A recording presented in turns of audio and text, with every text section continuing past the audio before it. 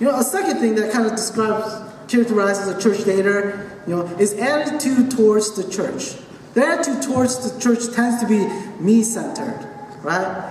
We go for what we can get. Social interactions, programs, activities. What can the church do for me? What do they have to offer me?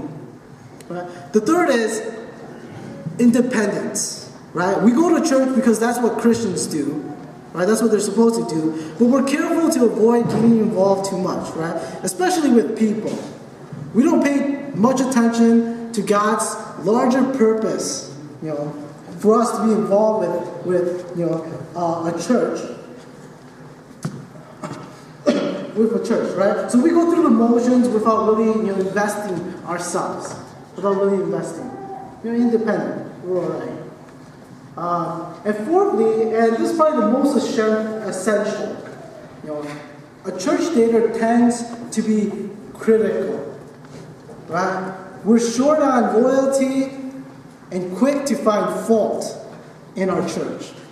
We stand on the outside and we make pronouncements about the music, about the preaching, the cliques in the relationship, the lack of this and that, and so on, right, and so on.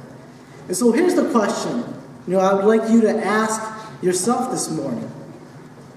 Am I dating the church? This is a question of relational commitment. Am I committed to a church, or am I simply just dating it?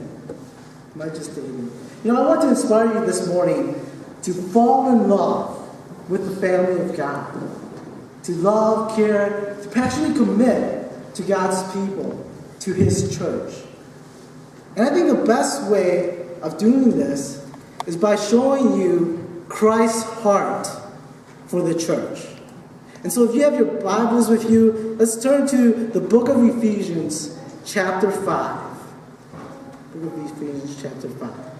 And many of us are familiar with this passage because many of us just heard it yesterday, right? Last night. Because this is the passage where it teaches how husbands and wives are to relate to each other, right? And we were, many of us were at the Valentine's Weekend, and we've heard this, right? We're familiar with this. And this text is often cited at weddings. And so familiar with some of us, right? And so verses 22 to 24 speaks to wives. And our text this morning, verses 25 to 32, or 33, I'll go, speak to husbands. But the husband and wife's relationship is not the only theme here. Right? Interwoven throughout this passage is another theme. And so as we read this text, I want you guys to kind of pay attention to see if you can spot this other theme. And I'm going to be reading from the ESV version, so it might not be exactly like the NIV, but that's the version I'll be reading from. So let's hear the word of the Lord. Verse 25.